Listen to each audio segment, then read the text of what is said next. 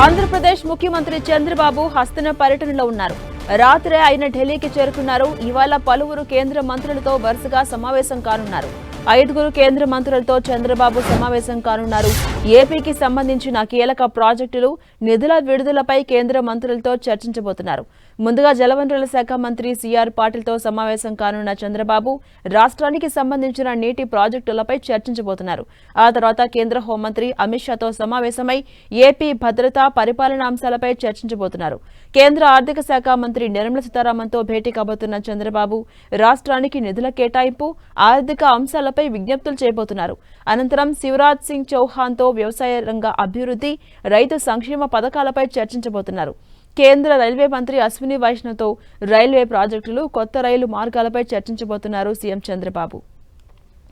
ఇక విభజన హామీల అమలులో భాగంగా పెండింగ్లో ఉన్న నిధుల విడుదల, అమరావతి రాజధాని నిర్మాణానికి అదనపు సహాయం, పోలవరం ప్రాజెక్టును 2027 నాటికి పూర్తి చేయడానికి అవసరమైన సాంకేతిక, ఆర్థిక సహకారంపై ఆయన కేంద్ర మంత్రులతో చర్చించబోతున్నారు.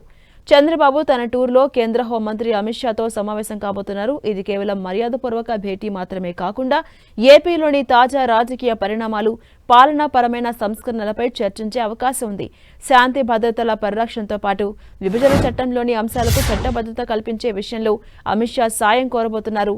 కేంద్ర ఆర్థిక మంత్రి సీతారామన్తోనూ సీఎం చంద్రబాబు ఇవాళ భేటీ కాబోతున్నారు.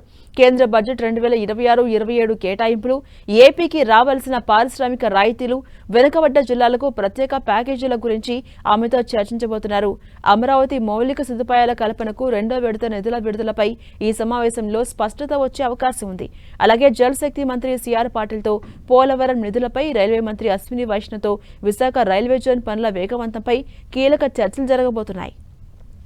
ఇక కేంద్ర వ్యవసాయ శాఖ మంత్రి శివరాజ్ సింగ్ చౌహాన్తో భేటీలో రాష్ట్ర రైతులకు అందాల్సిన కేంద్ర పథకాలు, వ్యవసాయ రంగ అనుబంధ పరిశ్రమల ఏర్పాటుపై చంద్రబాబు విజ్ఞప్తి చేయబోతున్నారు.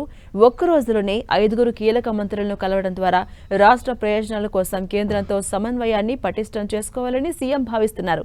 ఈ భేటీ అనంతరం సాయంత్రం 5 గంటలకు చంద్రబాబు తిరిగి అమరావతికి ప్రయాణమవుతారు.